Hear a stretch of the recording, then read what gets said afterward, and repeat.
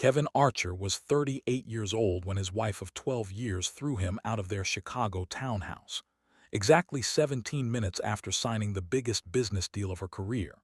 She didn't know that he was the one who made that $33 million contract possible. She had no idea who really signed off on that deal. And when she found out 3 days later, everything she thought she knew about her success would shatter into 1,000 pieces. The betrayal happened on a Tuesday evening in late November 2024. In the living room of the Gold Coast property Sonia had insisted they buy 2 years earlier. Kevin stood in the doorway of their home office watching his wife pop a bottle of Dom Perignon that cost more than his father's monthly Social Security check. Her business partner Derek Hoffman stood too close to her, his hand resting on the small of her back in a way that made Kevin's stomach turn. To the Henderson Pacific merger, Derek announced, raising his glass. $33 million, baby. We're in the big leagues now. Sonia's laugh was bright and sharp, nothing like the soft laugh Kevin had fallen in love with 13 years ago at Northwestern's business school. She was wearing the charcoal Armani suit he'd never seen before. Her dark hair swept up in a style that probably cost $200 at that salon in River North. She looked powerful, untouchable, nothing like the woman who used to eat ramen with him in their studio apartment, planning a future they'd build together. "We did it," Sonia said, her eyes locked. On Derek's, not on Kevin, never on Kevin anymore. Kevin cleared his throat. "Congratulations, Sonia, that's incredible news." She turned, and for just a moment he saw something flicker across her face. Annoyance, guilt. It vanished before he could name it. "Kevin." She said his name like an obligation. "I didn't realize you were home. I live here," he said quietly. Derek smirked, the same smirk Kevin had hated for the past 18 months. Ever since Sonia brought him on as her business partner at Elevate Consulting Group, Derek was everything Kevin wasn't. Yale-educated, from old money, connected to every major player in Chicago's business scene. His family owned half of Wilmot. "Pour Kevin a glass," Derek said, waving his hand dismissively. "Let him celebrate with us." The condescension in his voice was unmistakable. Kevin had heard that tone before, from Sonia's father at their wedding, from her brother at family dinners, from the country club members who could never quite remember his name. It was the sound of people who'd never had to work for anything, looking down at someone who had. "Actually," Sonia said, setting down her glass, "Kevin, we need to talk. If you enjoy stories of shocking betrayals, sweet revenge, and justice against the wealthy and arrogant, like this video and subscribe to the channel now. There are brand new stories here every day, each one more intense and interesting than the last one. And tell me the first thing that came to your mind when you saw this." Derek excused himself with a knowing nod, taking the bottle of champagne with him to the kitchen. The sound of his expensive Italian loafers clicking against their hardwood floors echoed through the suddenly silent room. Sonia folded her arms, and Kevin noticed she'd taken off her wedding ring. His heart, already sinking, dropped into his stomach. "I want a divorce," she said flatly. No preamble, no apology, just 5 words that ended 12 years of marriage. Kevin felt the room tilt slightly. "What? Don't act surprised." "Kevin, we've been unhappy for years. You know it, I know it." "I don't know it," he said, his voice cracking despite his effort to stay calm. "Sonia, what are you talking about? We're going through a rough patch." "Sure, but a rough patch," she laughed, harsh and bitter. "Kevin, look at yourself. You're a mid-level IT manager at a community college making $62,000 a year. I'm closing multi-million-dollar deals. We're not in the same league anymore." The words hit him like physical blows. Kevin managed IT systems for Northwestern Illinois Community College, the same place where he'd started as a help desk technician 10 years ago, working his way up while Sonia built her consulting empire. He'd been proud of his steady, reliable job. It kept their health insurance active while Sonia took risks with her startup. It paid the mortgage during the 2 years when Elevate Consulting barely broke even. "I supported you," Kevin said, his voice barely above a whisper, "when you wanted to start your business. Who paid the bills, who believed in you when your own parents said you'd fail." "And I appreciate that," Sonia said, but her tone suggested otherwise. "But that was years ago, Kevin. I've outgrown this marriage. I've outgrown you." "Is this about Derek?" Her silence was answer enough.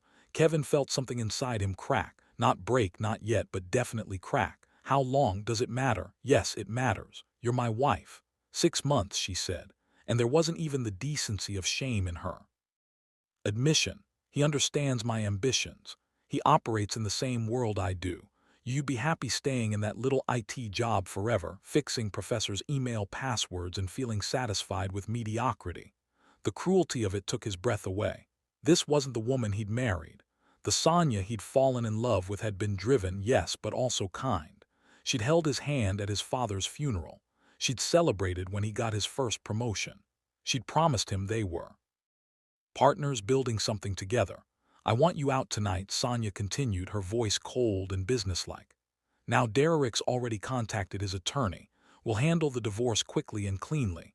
You'll get what's fair, fair. Kevin laughed, but there was no humor in it. What's fair, Sonia? Half of everything you built on my support. Half of the business I helped fund in the beginning. You put in $12,004 years ago, she snapped. I've made millions since then. Don't confuse your small contribution with actual partnership. Something shifted in Kevin's chest. The crack widened.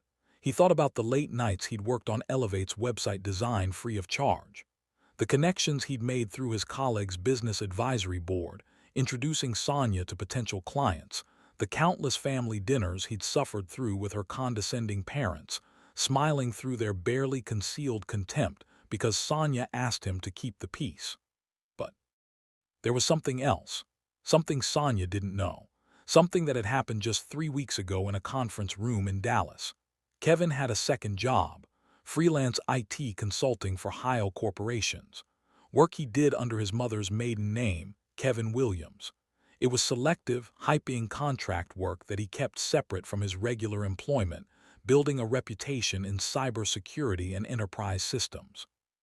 Sonia didn't know about it because she'd stopped asking about his work 2 years ago, stopped caring about anything that didn't directly benefit her empire.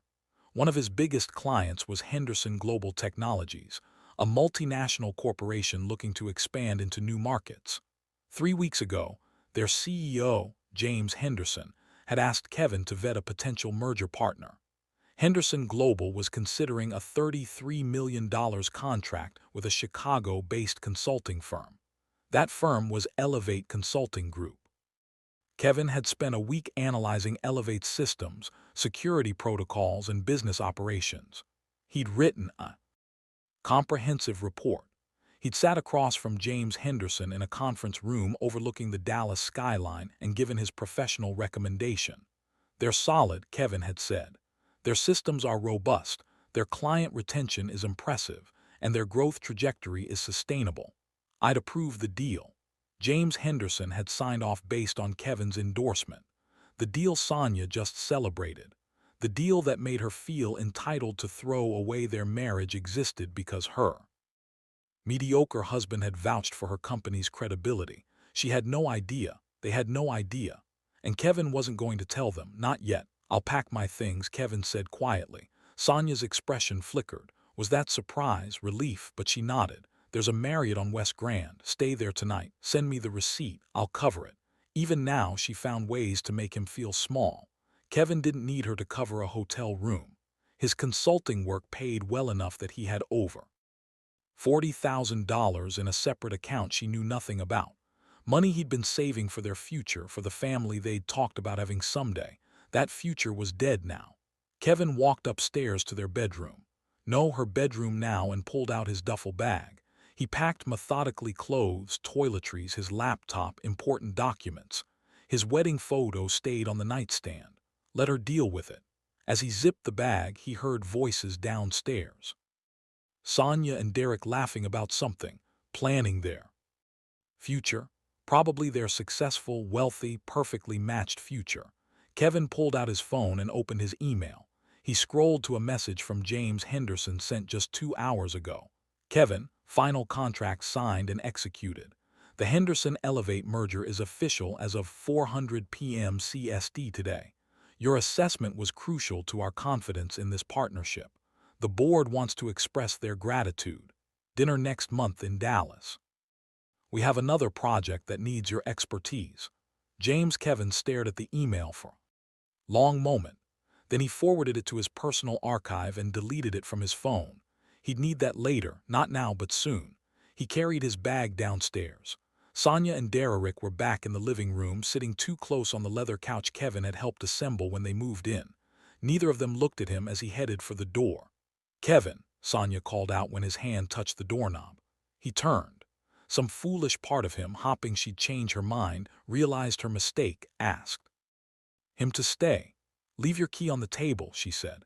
Kevin pulled his house key off his key ring and set it down on the entry table next to the silver bowl they'd received as a wedding gift from his grandmother. The old woman had died 6 months later. She'd loved Sonia like a daughter. "Goodbye, Sonia," Kevin said. She didn't respond. Derek raised his champagne glass in a mocking salute. Kevin walked out into the cold Chicago night, his breath visible in the November air. He loaded his bag into his Honda Accord, a reliable 7-year-old car that Sonia's friends had mocked at dinner parties, and sat in the driver's seat for a moment, letting the reality sink in. 12 years over, just like that, his phone buzzed. A text from Sonia's brother, Andrew. "Heard the news. About time. Sonia deserves someone on her level." Kevin didn't reply.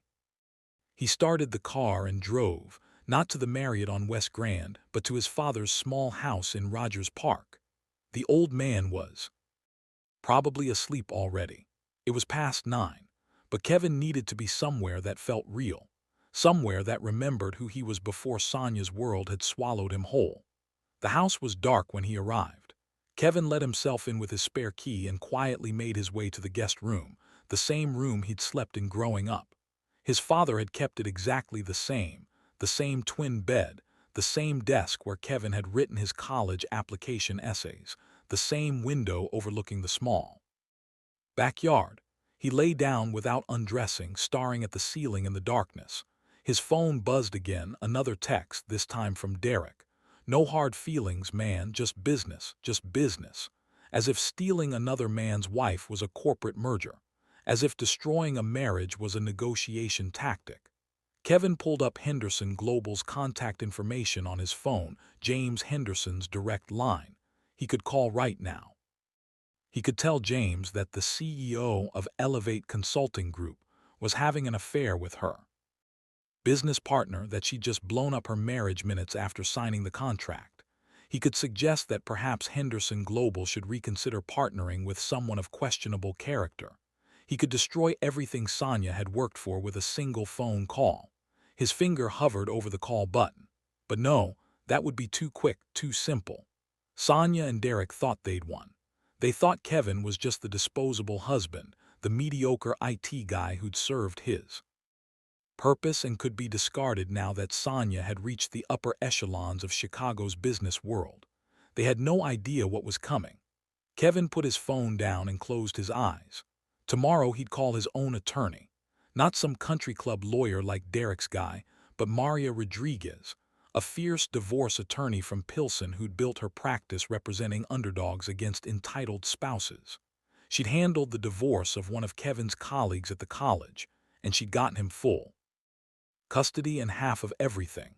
Tomorrow, he'd also send a carefully worded email to James Henderson, not revealing the personal connection yet, but asking some pointed questions about Henderson Global's ethics policies regarding business partners, just planting seeds, just creating questions.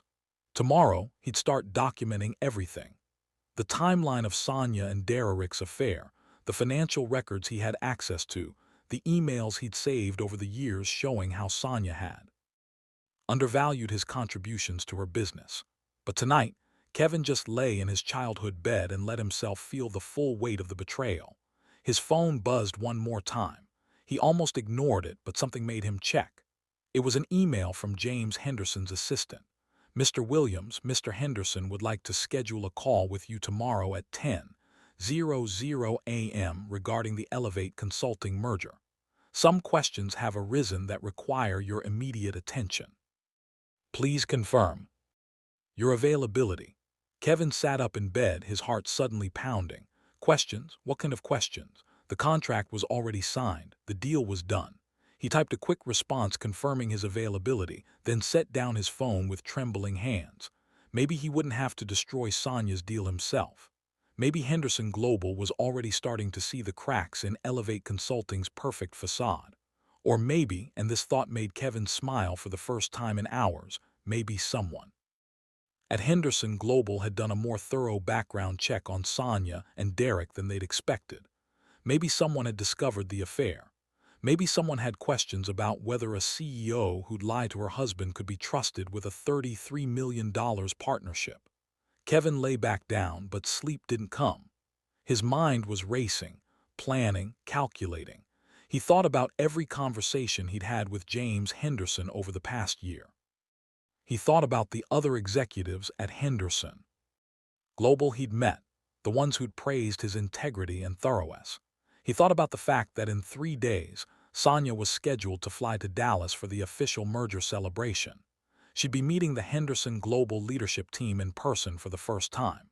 She'd be shaking hands with James Henderson, probably expecting to be treated like the brilliant CEO she believed herself to be. She'd be walking into a room where Kevin Williams, her soon-to-be ex-husband, the mediocre IT guy she'd just thrown away, was one of Henderson Global's most trusted consultants. She'd be shaking hands with the man who'd approved her deal, never knowing he was the same man whose house key she demanded he leave on her entry table. The same man who could take it all away with a single conversation. Kevin finally fell asleep around 3:00 in the morning. And for the first time since Sonia had said she wanted a divorce, he dreamed of something other than loss. He dreamed of justice. Morning after Kevin Archer was thrown out of his own home, he woke up in his childhood bedroom with a text message that would change everything. It was 6:47 a.m. and the message was from James Henderson himself, not his assistant. Kevin, need to speak with you privately before the 10:00 a.m. call. Coffee at Legacy Rowers on Well Street, 8 a.m. This concerns the Elevate merger. Urgent. J.H. Kevin stared at the message, his pulse quickening. James Henderson didn't do early morning coffee meetings for small concerns. Whatever had come up was serious enough to warrant an in-person conversation before the official call. He texted back his confirmation and hauled himself out of bed. His father was already up sitting at the kitchen table with his usual black coffee and newspaper. The old man still insisted on print editions. "You look like hell," David Archer said without preamble. His father had never been one for soft approaches. "Feel like it too," Kevin admitted, pouring himself a cup. "Sonia and I are getting divorced." David sat down his paper, his weathered face unreadable. He'd never warmed to Sonia, though he'd been too polite to say so directly. That woman was always too impressed with herself. "You know your mother, God rest her soul," she said at the wedding that Sonia had cold eyes. "Dad, I'm not saying I told you so. I'm saying you'll be better off." David picked up his paper again. "A man needs a partner, not someone who makes him feel small. Your mother worked 2 jobs while I built the shop, and never once did she make me feel like I wasn't enough." Kevin felt a lump form in his throat. His mother had passed away 5 years ago, right before Sonia's business started taking off. She would have known what to do right now. She always knew what to do. "I have a meeting," Kevin said, checking his watch. "Important client. I'll be back this afternoon." "You're staying here long as you need," David said firmly. "This is your home, always. Was, always will be." The words meant more than Kevin could express, so he just squeezed his father's shoulder and headed out. Legacy Roasters was a small coffee shop in Lincoln Park, far enough from Sonia's world that there was no chance of running into anyone who knew her. Kevin arrived 10 minutes early and ordered an Americano, then took a seat in the back corner where he could see the door. James Henderson walked in at exactly 8:00. He was in his mid-50s, tall and distinguished, wearing a tailored gray suit that probably cost more than Kevin's monthly salary at the college. But unlike Derek Hoffman's ostentatious displays of wealth, Henderson carried himself with understated confidence. He'd built Henderson Global from a small tech startup 30 years ago, and every line on his face told a story of hard-won success. "Kevin," Henderson said, shaking his hand firmly before sitting down. He brought his own coffee. "Thanks for meeting on short notice." "Of course, your message said it was urgent." Henderson pulled out a tablet and set it on the table between them. I received some information late last night that's causing the board considerable concern about the Elevate merger. Kevin's stomach tightened. What kind of information? An anonymous email was sent to our compliance department. It contained screenshots of text messages between Sonia Preston and Derek Hoffman, her business partner. Henderson's expression was grim. The messages indicate they've been having an affair for approximately 6 months. They also suggest that significant merger-related decisions were being made based on their personal relationship rather than sound business strategy. The coffee shop suddenly felt too warm. Kevin forced himself to breathe normally. I see. But here's the thing that really concerns me, Kevin. Henderson leaned forward. Several of these messages reference getting rid of dead weight and finally being free to run the company the way it be run. There's a text from last night sent just hours after the contract was signed where Hoffman tells Preston that he's glad she finally had the balls to kick Kevin to the curb. Kevin felt his hands curl into fists under the table. He hadn't sent that anonymous email. He hadn't had time to do anything last night except lie awake planning, but someone had. Someone knew about the affair and had decided to blow it up spectacularly. Kevin is a common name, Kevin said carefully. What makes you think it's related to your consultant?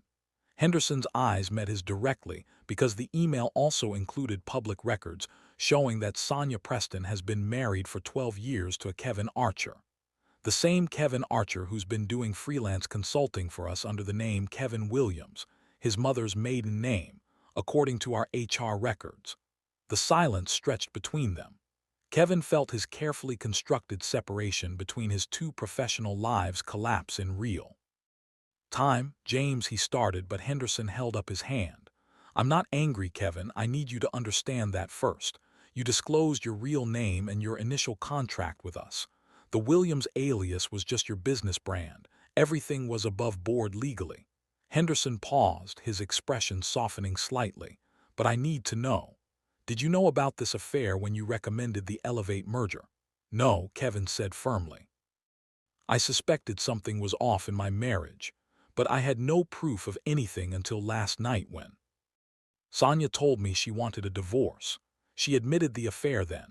The timeline in those messages would confirm I couldn't have known 6 months ago when I started vetting Elevate for you. Henderson studied him for a long moment, then nodded. I believe you. But Kevin, you have to understand the position this puts us in. We just signed a $33 million deal with a company whose CEO is having an affair with her business partner. An affair she's been hiding from everyone, including her husband. If she's willing to lie about something this significant in her personal life, what else is she lying about in her business dealings? Make sure you're subscribed to this channel if you have not, because the ending of this story will blow your mind. And drop a comment below telling me what you think Kevin should do next.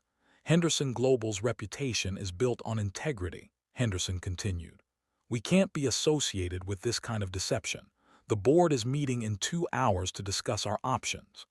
What are the options? Kevin asked, though he already knew the answer. We can invoke the ethics clause in the contract. It gives us 30 days to terminate the agreement if we discover material misrepresentation or ethical violations by the partner company's leadership. The affair itself isn't necessarily grounds for termination, but the lies, the deception, the questionable decision-making. All of that creates a pattern we can't ignore. Kevin thought about Sonia, probably still asleep in her townhouse, believing she'd won everything, believing she was about to become even more successful, more powerful, more untouchable. What do you need from me? Kevin asked. Honestly, I need you to recuse yourself from this decision. Your personal involvement creates a conflict of interest that could expose both you and Henderson Global to legal liability. Henderson's voice was kind but firm. I also need to know, do you want us to terminate this contract? Because if you do, if this is about revenge, I need you to tell me now. Henderson Global doesn't play games and we don't get involved in personal vendettas. The question hung in the air between them. This was it. The moment where Kevin had to decide what kind of man he wanted to be. He could push for the contract termination, watch Sonia's empire crumble, feel the satisfaction of her downfall, or he could be better than that. James, Kevin said slowly, I won't lie to you. Part of me wants to see her deal fall apart. She humiliated me. She threw away 12 years of marriage like it meant nothing. But he paused, thinking about his mother, about his father's steady moral compass, about the man he'd been raised to be. But Henderson Global deserves to make this decision based on legitimate business concerns, not my personal pain. If you terminate the contract, it should be because you genuinely believe Elevate Consulting poses a risk to your company's reputation and operations, not because you're doing me a favor. Henderson's expression shifted to something that looked like respect. That's exactly what I needed to hear. And for what it's worth, Kevin, I think you're handling this with remarkable grace. I don't feel graceful, Kevin admitted. I feel like my entire life just exploded. Give it time, you'll land on your feet. Henderson stood, then paused. One more thing. Sonia Preston is scheduled to fly to Dallas on Friday for the merger celebration. We're going to move that meeting up to tomorrow, Thursday, and we're going to make it a working session instead of a celebration. She needs to know that we have serious questions about Elevate's operations and leadership. Will you tell her about the anonymous email? We'll tell her we've received concerning information that we need to address. We won't specify the source or the details until we've had a chance to investigate fully. And Kevin Henderson's voice took on a harder edge. She's going to figure out eventually that you're our consultant. When that happens, this could get ugly. Kevin thought about that for a moment. Sonia discovering that her mediocre husband was the one who'd vetted her company, who'd made her deal possible, who could potentially destroy it all with a single conversation. Let it get ugly, Kevin said quietly. I'm done protecting her from consequences. After Henderson left, Kevin sat in the coffee shop for another 20 minutes, processing everything. Someone had sent that anonymous email, someone who knew about the affair and wanted to expose it. Who? A friend, an enemy, a concerned employee at Elevate who'd witnessed things they shouldn't have. His phone rang. Maria Rodriguez, the attorney he'd emailed late last night. Mr. Archer, she said briskly, I got your email. I can see you this afternoon at 2 if you're available. Bring any financial documents you have access to and we'll start building your case. I'll be there, Kevin confirmed. One question before we meet. Is your wife aware that you've retained counsel? Not yet. Good. Let's keep it that way for now. The element of surprise is often our best weapon. After hanging up, Kevin drove to Northwestern Illinois Community College where he was technically supposed to be working his regular job, but his mind wasn't on help desk tickets or network maintenance. He went straight to his office, closed the door, and started documenting everything. He pulled up his personal email archives and began forwarding messages to a secure folder. Every email where Sonia had dismissed his contributions. Every text where she'd made him feel inadequate. Every message showing how she'd slowly pushed him to the margins of her increasingly extravagant life. He documented the timeline of his freelance consulting work, showing clearly that he'd built a successful secondary career that Sonia knew nothing about because she'd stopped caring about his professional development years ago. He made a list of everyone who'd witnessed her condescending treatment of him. Colleagues at the college, her own family members who'd made dismissive comments at gatherings, friends who'd slowly stopped inviting them places because Sonia's attitude had become insufferable. Around 11:00, his phone buzzed with a text from Derek Hoffman.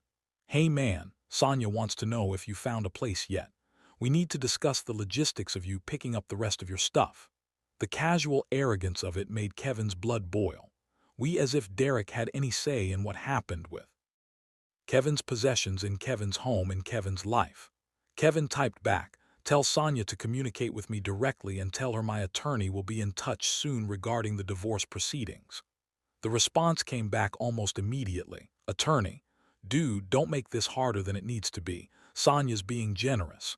Kevin didn't respond. Let them wonder. Let them worry. His office phone rang, the college's main number. He almost didn't answer, but something made him pick up. Kevin Archer, IT Services. Kevin, it's Susan Holbrook from Human Resources. Susan was the HR director, someone Kevin had worked with for years. They had a good professional relationship. Do you have a minute to come to my office? Something's come up that I need to discuss with you. His stomach dropped. Is everything okay? Just come to my office, please. It's important. Kevin walked across campus to the administration building, his mind racing. Had Sonia somehow gotten him fired? Did she have that kind of reach? Susan's office was small but comfortable, decorated with photos of her 3 kids and various community college achievement awards. She gestured for Kevin to sit down and close the door. "Kevin, I received a very strange phone call this morning from a Derek Hoffman. He claimed to be your wife's business partner." Susan's expression was carefully neutral. "He wanted to know about your employment status here, your salary, your performance reviews. He said he was calling on behalf of your wife as part of divorce proceedings." Kevin felt a fresh wave of anger wash over him. "That's completely inappropriate. He has no right to that information, I know. I told him that we don't release employee information without proper legal authorization and ended the call." But Susan leaned forward. "He then said something that concerns me. He said, and I'm quoting here, 'Kevin Archer is about to find out what happens when someone tries to punch above their weight class.'" What did he mean by that? "My wife and I are separating," Kevin said, choosing his words carefully. "Her business partner is involved. I think they're trying to intimidate me into accepting an unfavorable divorce settlement." Susan's expression hardened. "That's not going to happen on my watch. Kevin, you've been a valued employee here for 10 years.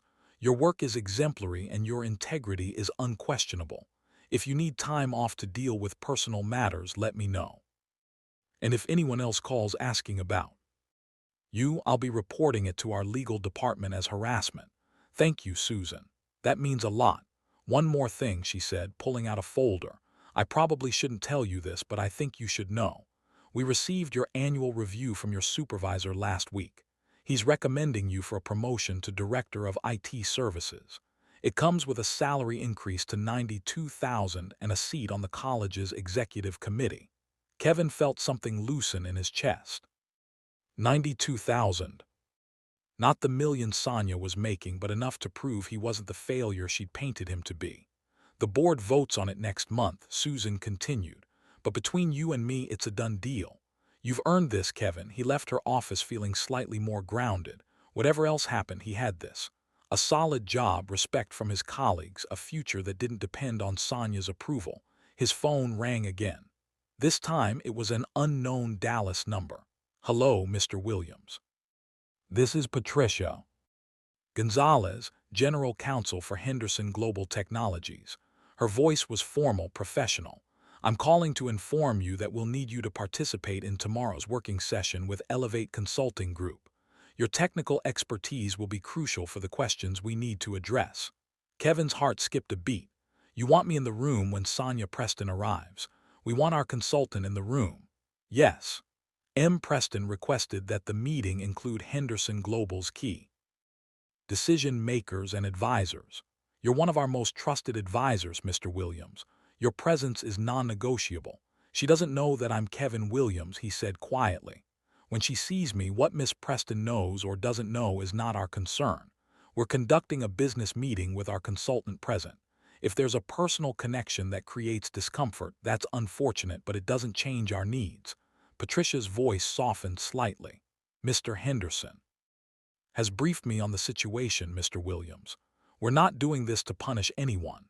We're doing this because we need your honest assessment of Elevate's capabilities, and we need you in that room to answer technical questions that only you can address." "I understand," Kevin said, though his hands were shaking. "The meeting is tomorrow at 2:00 p.m. Dallas time.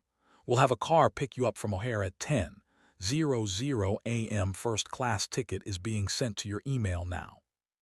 After she hung up, Kevin sat in his car in the college parking lot for a long time, staring at nothing. Tomorrow, 24 hours from now, Sonia would walk into that conference room expecting to be celebrated as a brilliant CEO who just landed a massive deal.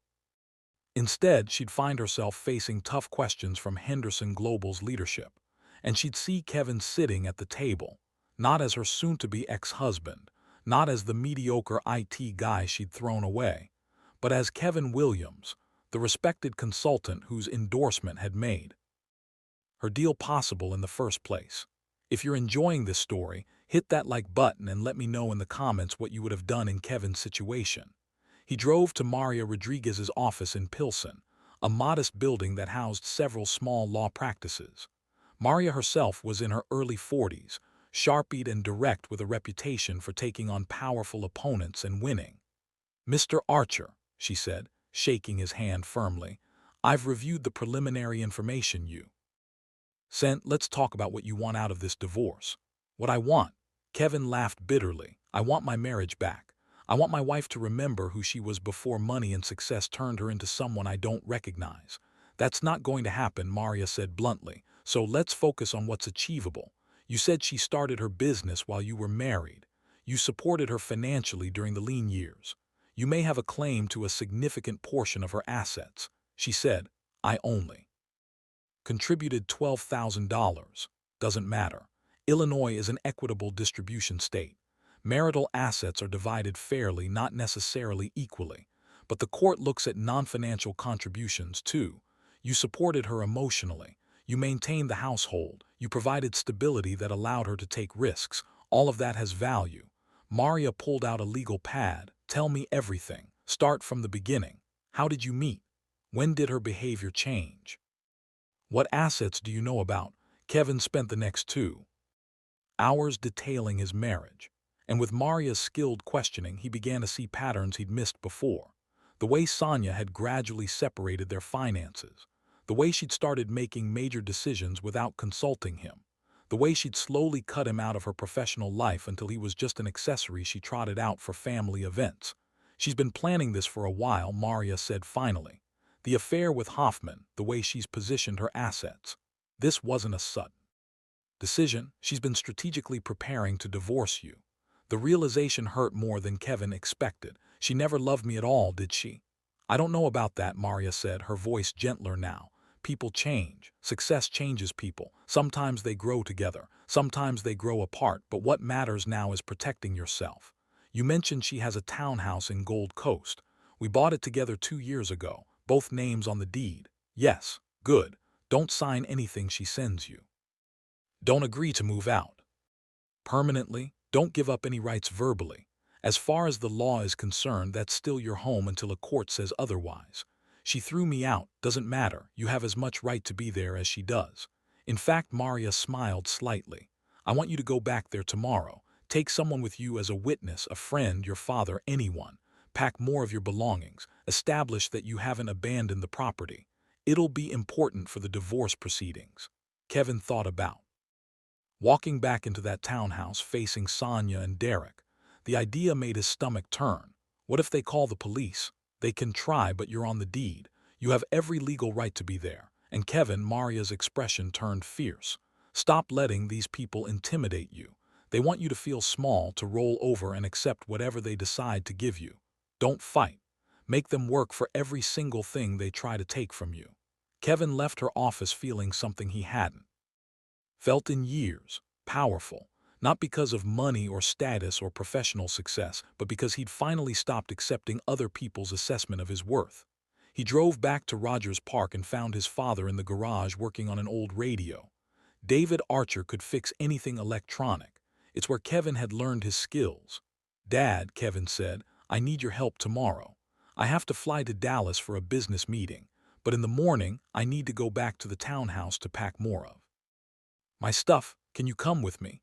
David set down his soldering iron. "Of course." "What time?" "Early 7 a.m. My lawyer says I need a witness. Someone to make sure Sonia and her boyfriend don't try anything."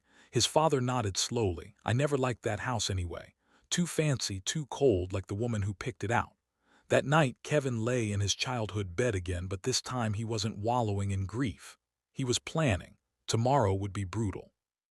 Facing Sonia at the townhouse in the morning, then flying to Dallas to sit across from her again in the afternoon. 2 confrontations in one day, but he was ready. For the first time since Sonia had announced she wanted a divorce, Kevin Archer felt like he was the one holding the cards. His phone buzzed with one final message before he fell asleep. It was from James Henderson. "Kevin, the board met. We're proceeding with the working session tomorrow, but we're not terminating the contract yet. We need to hear Miss Preston's explanations first. Whatever happens, know that your professionalism through this situation has been exemplary. You're a good man caught in a bad situation. That won't be forgot. Kevin read the message 3 times, then set his phone down. He didn't want revenge. He didn't want to destroy Sonia's deal out of spite, but he did want her to know, to really understand, that the man she'd dismissed as mediocre, the man she'd thrown away like trash, was someone she should have valued all along. Tomorrow she'd learn that lesson. Whether she'd understand it was another question entirely. The next morning, Kevin and his father arrived at the Gold Coast townhouse at 7:15. Kevin still had his key. The one he left on the entry table had been a spare. He'd kept his original set because some part of him hadn't fully believed the marriage was really over. Now, standing on the front steps of the home he'd helped buy, helped maintain, helped turn into something beautiful, Kevin realized this was real. This was happening, and there was no going back. "Ready?" David Archer asked, his weathered hand on his son's shoulder. "No," Kevin admitted, "but let's do it anyway." He unlocked the door and stepped inside. The smell hit him first. Unfamiliar cologne, expensive and heavy Derrick's cologne. The man had spent the night in Kevin's home, probably in Kevin's bed. Kevin felt his jaw clench, but he forced himself to stay calm. He had a witness. He had a lawyer. He had rights. The living room showed evidence of their celebration. Empty champagne bottles, 2 glasses still on the coffee table. Sonia's shoes kicked off near the couch. Kevin walked past it all toward the stairs. "Kevin." Sonia's voice came from above, sharp with surprise. "What are you doing here?" She appeared at the top of the stairs in a silk robe Kevin had never seen before. Her hair T-sled, her expression shifting rapidly from shock to anger. Derrick appeared behind her, shirtless, his smug expression faltering when he saw David Archer standing in the doorway. "I'm collecting my belongings," Kevin said evenly. "This is my father, David. He's here as a witness." "A witness?" Sonia laughed, but there was an edge to it. "Kevin, this is ridiculous. We already discussed." "We discussed nothing," Kevin interrupted. "You made a unilateral decision to end our marriage and demanded I leave, but legally this is still my home. My name is on the deed, and my attorney advised me not to abandon the property." "Your attorney?" Derrick scoffed. "Come on, man, don't make this ugly. Sonia's offering you a generous settlement." "I haven't seen any settlement offer," Kevin said, starting up the stairs. "And until I do, I'm within my rights to access my own property." Sonia moved to block his path, but David's voice cut through the tension. "Miss Preston, I suggest you step aside. My son has every legal right to be here, and you're witnessing his actions to prove he's not removing any property that doesn't belong to him. We have a detailed list of his personal items, and I'm recording this on my phone right now. Everything is being documented." Kevin looked at his father in surprise. He hadn't known about the recording, but David gave him a slight nod. "Smart. Everything would be documented." Sonia's face flushed red, but she moved aside. Kevin brushed past her and Derrick, heading for the bedroom he'd woken up in every morning for 2 years. The bed was unmade, sheets twisted, evidence of what had happened there last night. He felt sick, but he pushed through it. He pulled out his largest suitcase and started packing methodically. Clothes, shoes, personal items, the watch his mother had given him for his 30th birthday, his laptop from the home office, his books, his documents. "You can't take that," Derrick said, pointing to the laptop. "That's community property." "It's my personal laptop that I use for my freelance consulting business," Kevin said without looking at him. "It's not community property. Everything I'm taking is mine." "Alone, freelance consulting." Sonia's voice was sharp. "What are you talking about?" Kevin paused, his hand on the laptop case. This was it. The moment he could reveal everything or keep his cards close, he chose the latter. "I have a second job, Sonia, have had for years. You never asked about it, so I never mentioned it." He zipped up the laptop case. "Turns out I'm not as mediocre as you thought." He saw something flicker across her face. Confusion may be the beginning of concern, but she quickly masked it with anger. "If you've been hiding income, Kevin, that's going to look very bad in divorce proceedings. I haven't hidden anything. It's all properly reported, taxed, completely legal. My attorney has all the documentation." He moved to the closet, pulling down boxes from the top shelf. "Unlike some people, I don't believe in deception." The implication hung in the air. Derrick stepped forward aggressively, but David appeared in the doorway. "I wouldn't do that, young man," David said quietly. "We're recording everything, remember. You lay one hand on my son and you'll be explaining it to the police." Derek backed off, but his expression was murderous. Kevin continued packing, moving through the room with systematic efficiency. Every item he took was legitimately his. He wanted no legal complications. The wedding photo stayed on the nightstand. Let Sonia deal with it. As he carried his first load downstairs, Sonia followed him, her voice taking on a pleading quality he hadn't heard in years. "Kevin, please, can we talk about this rationally? I know I hurt you.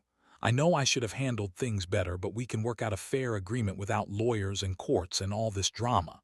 Kevin set down his suitcase and turned to face her. Really, look at her. The woman he'd loved for 13 years. The woman he way supported, believed in, sacrificed for. The woman who'd looked him in the eye less than 24 hours ago and called him mediocre. "You threw me out, Sonia, minutes after. Celebrating the biggest deal of your career. A deal I helped to make possible, though you don't know that yet. You told me you'd outgrown me. You said I was mediocre.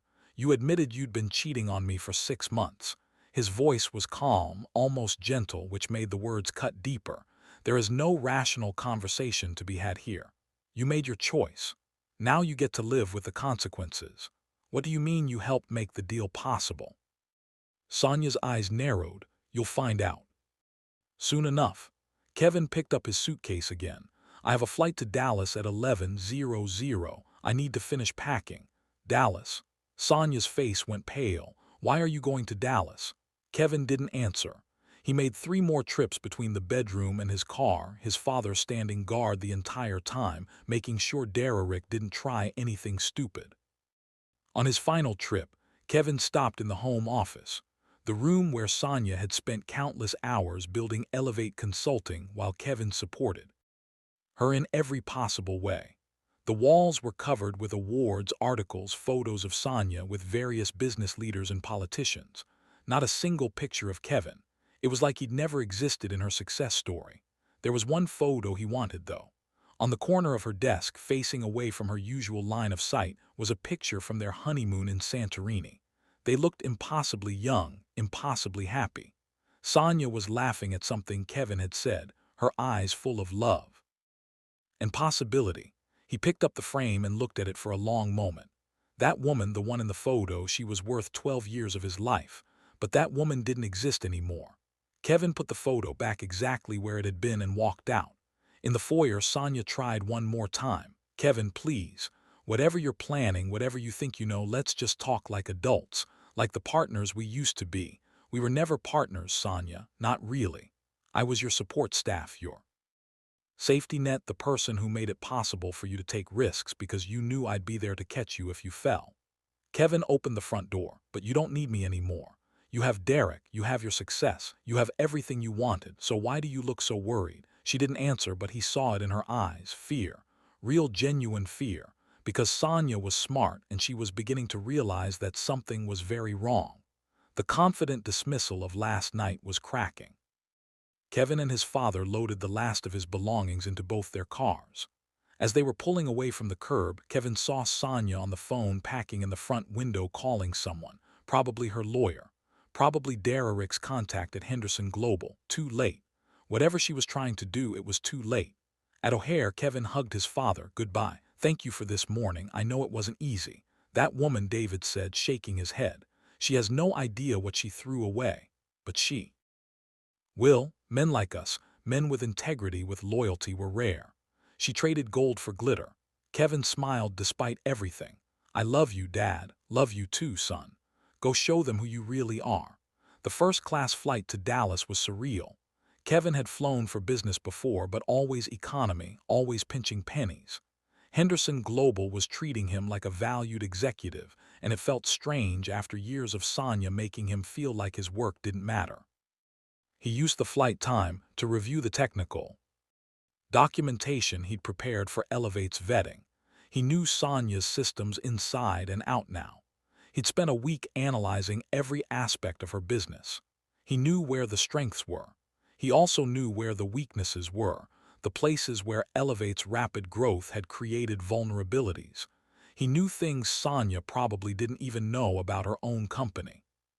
The car Henderson Global sent to pick him up from Dallas Fort Worth International was a black Lincoln driven by a professional chauffeur who called him Mr. Williams with genuine respect. They drove to Henderson Global's headquarters, a gleaming steel and glass tower in the heart of Dallas's business district. James Henderson met him in the lobby personally. "Kevin, thank you for coming on short notice." "Of course. Though I have to admit, I'm not sure what to expect from this meeting." "Honestly, neither am I." Henderson guided him toward the elevators. "Miss Preston will be here in an hour. The board wanted time to brief you on the questions we'll be asking. Some of them are technical, some are about business practices, and some." He paused as the elevator doors closed. "Some are about leadership and integrity. We need your honest assessment, Kevin, not as Sonia's husband, as our consultant who knows her company's operations." They walked into a large conference room on the 23rd floor. Florida-to-ceiling windows overlooked the Dallas skyline. A dozen people were already there. Henderson Global's board members, their general counsel, Patricia Gonzalez, several senior executives Kevin recognized from previous meetings. Everyone greeted him as Kevin Williams. Everyone treated him with professional respect.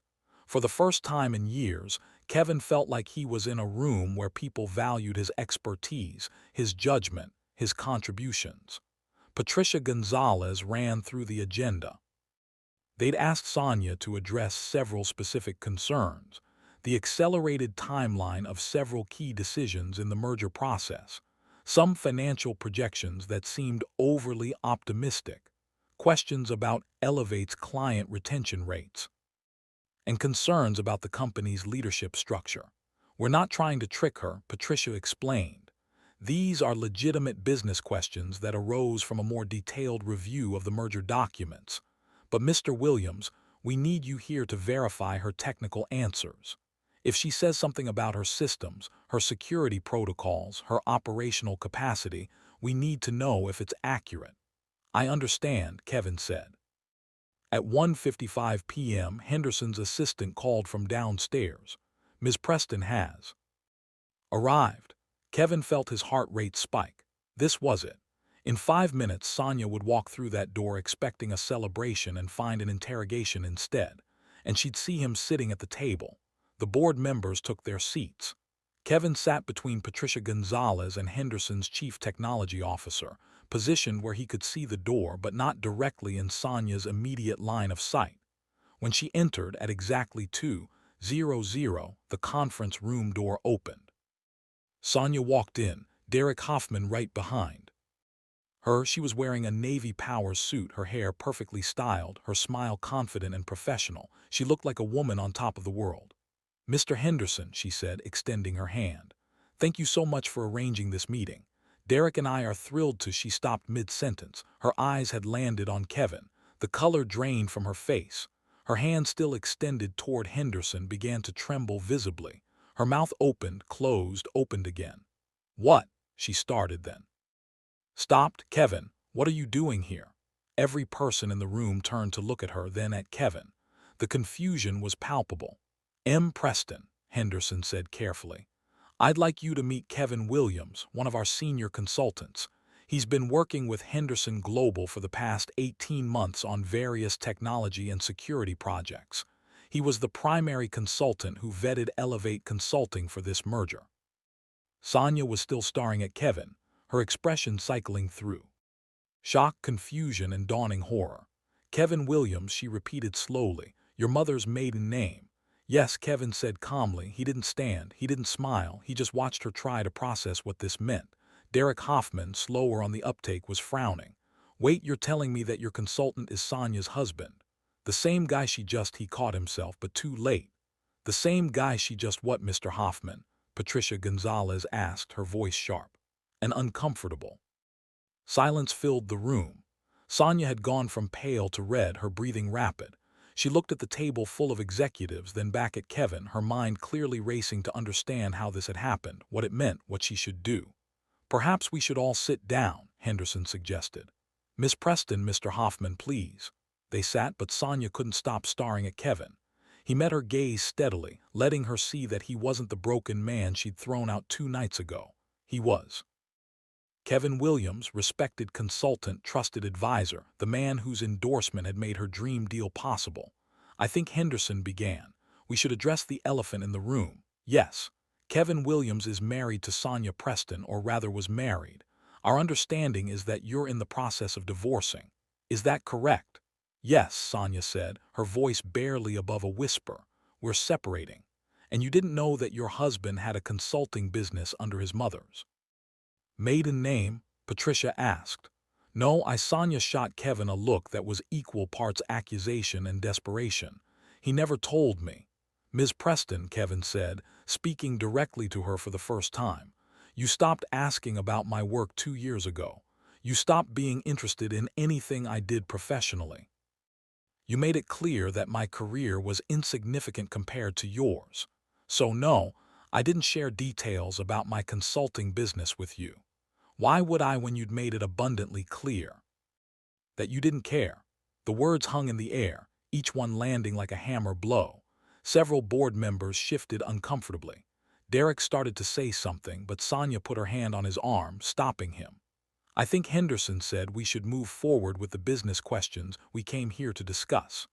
Mr. Williams' personal relationship with Miss Preston is unfortunate timing, but it doesn't change the fact that we have legitimate concerns about this merger. Miss Preston, shall we begin? The next hour was brutal.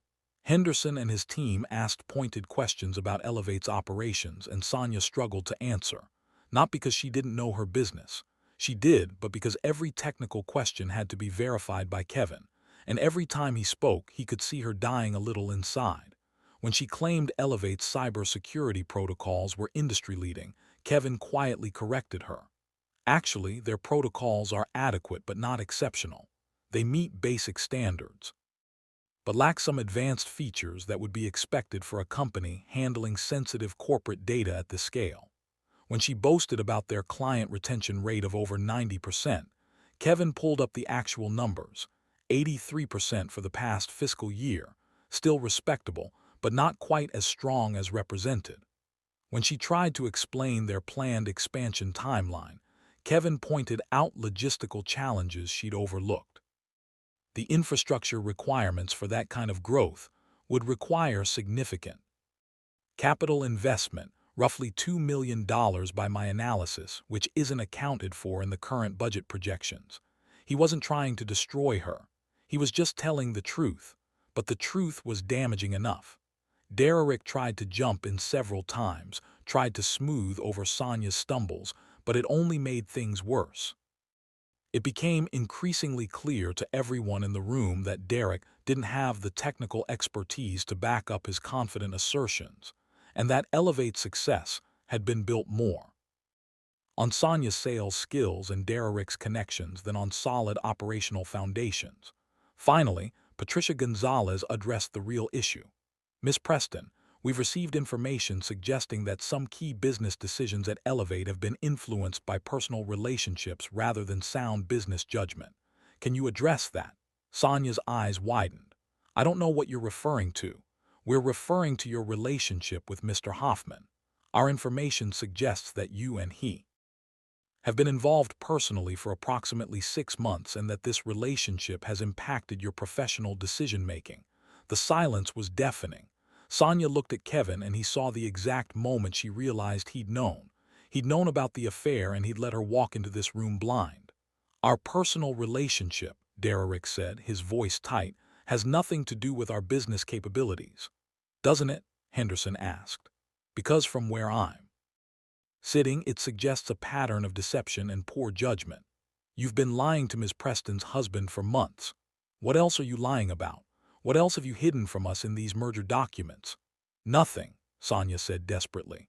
Mr. Henderson, I understand this looks bad, but I assure you our personal situation hasn't affected our business operations. Elevate Consulting is a solid company with real capabilities and a strong track record.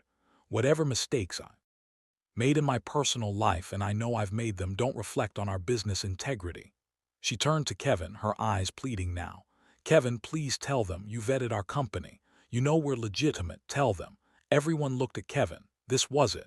The moment where he could destroy everything she'd worked for with a single sentence. Or he could be the bigger person, the man his parents had raised him to be. Elevate Consulting is a legitimate business, Kevin said. Slowly, their client work is solid. Their growth is real. The company Sonia built is impressive by any objective measure. He paused, letting that sink in. But that one word made Sonia flinch.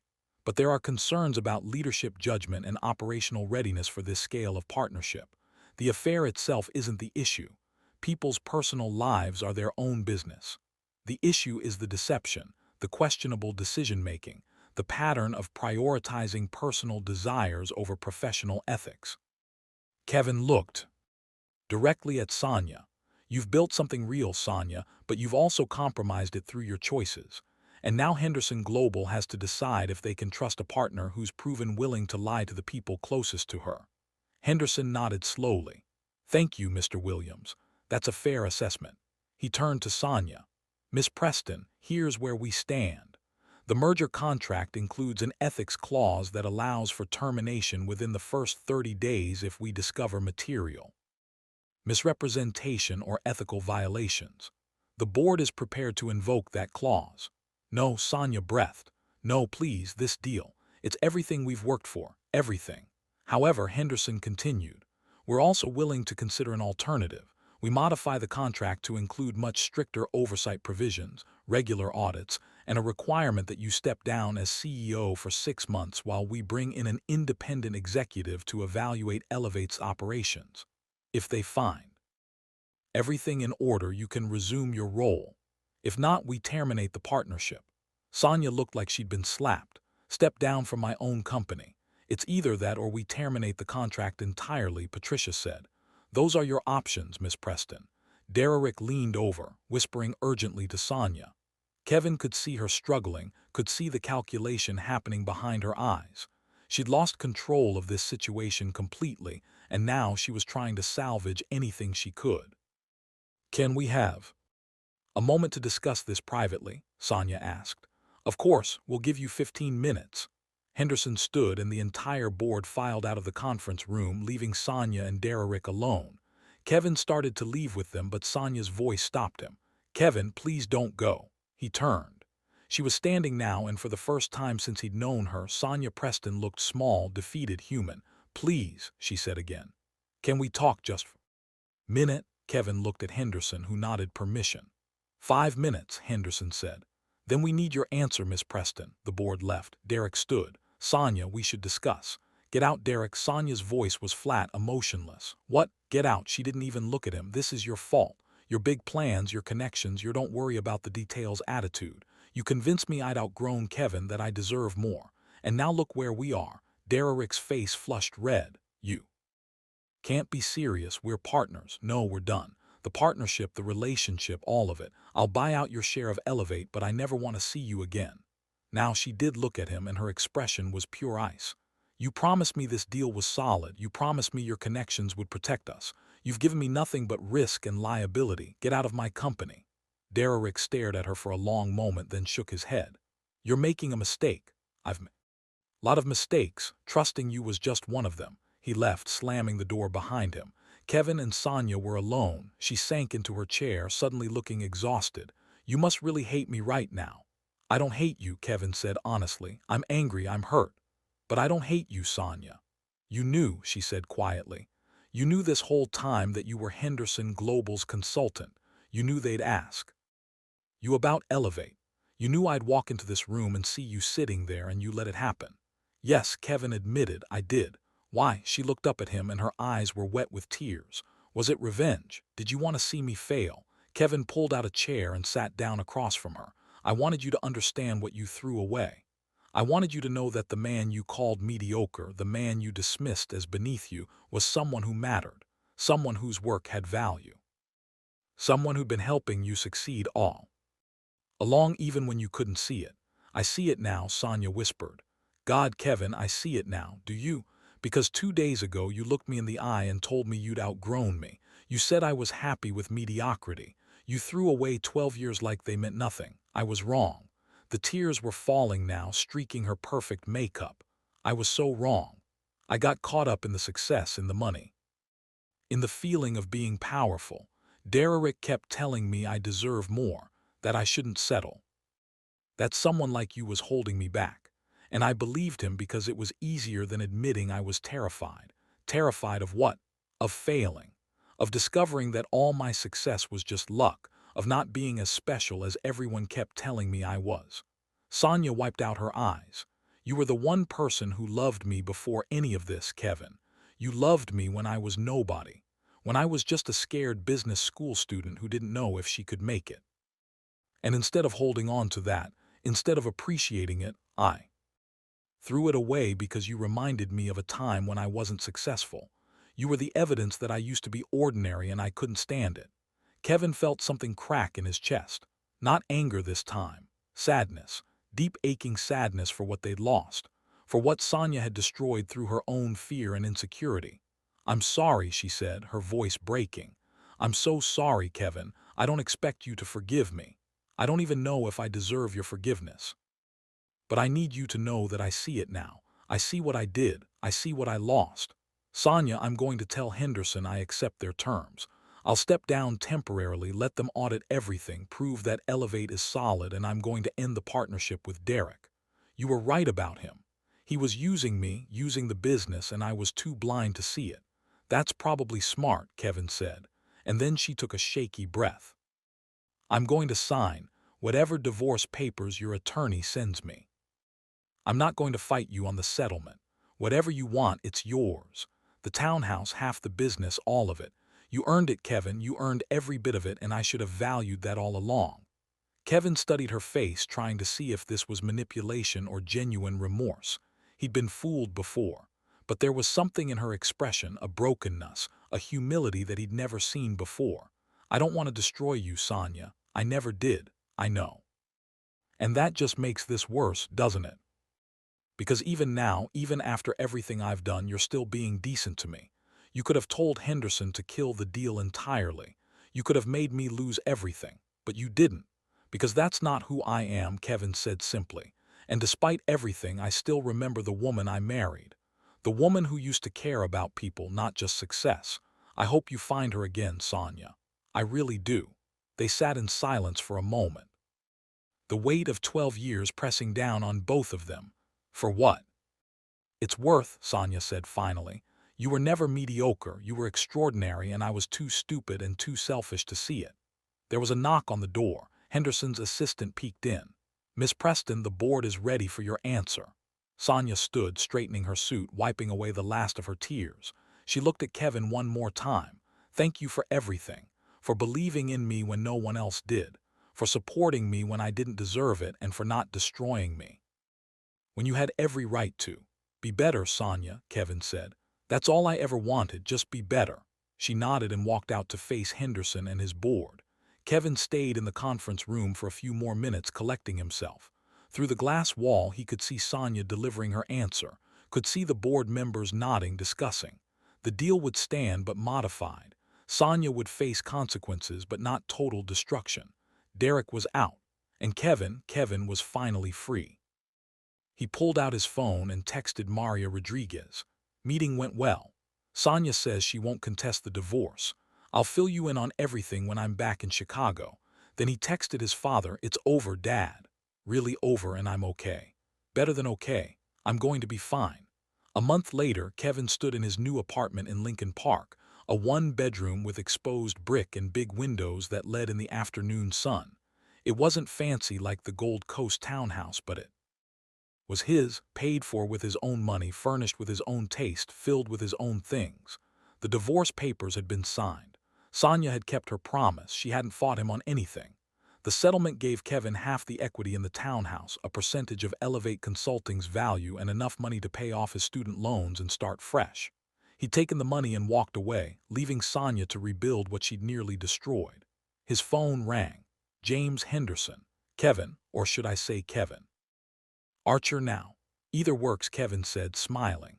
I wanted to let you know that we've completed our audit of Elevate Consulting. You were right. The business is solid. Sonia's stepping back into the CEO role next month, and honestly, the time away seems to have done her good. She's more focused, more humble, more aware of her blind spots. I'm glad, Kevin said, and he meant it. She built something real. She deserves a chance to do it right. She does. And Kevin Henderson Global is expanding. Consulting division. We'd like to bring you on full-time. Director of IT security and vetting, six-figure salary, full benefits, and you'd be based here in Dallas. Interested? Kevin looked around his apartment, thought about his life in Chicago, his father, his friends, his job at the college that had just promoted him to IT director. Can I think about it? He asked. Of course, take your time. The offer is open whenever you're ready. After they hung up, Kevin made himself dinner. Nothing fancy, just pasta and salad, and ate it at his small dining table while watching the sunset through his windows. His life was different now, smaller in some ways, but it was his, every piece of it. His phone buzzed with a text from a number he didn't recognize. This is Sonia. I know I don't have the right to contact you, but I needed to tell you something. I started therapy, real therapy, not just executive coaching. I'm working on understanding why I did what I did, why I treated you the way I did. I don't expect your forgiveness, but I wanted you to know that I'm trying to be better. Like you said, our Kevin stared at the message for a long time. Part of him wanted to delete it, block her number, move on completely. But another part, the part that had loved her for 13 years, was glad she was getting help. He typed back, I'm glad you're working on yourself. That takes courage. I hope you find what you're looking for. Be well, Sonia. That night, Kevin sat on his couch with his laptop, not working on it projects, but instead writing. He discovered he had a lot to say about marriage, about betrayal, about finding yourself after losing everything you thought defined you. Maybe he'd turn it into a book someday. Maybe it would help someone else going through what he'd survived. Or maybe he'd just write it for himself as a reminder of who he was and what he learned. The lesson wasn't about revenge. It wasn't about destroying the people who hurt you. The lesson was simpler and more profound.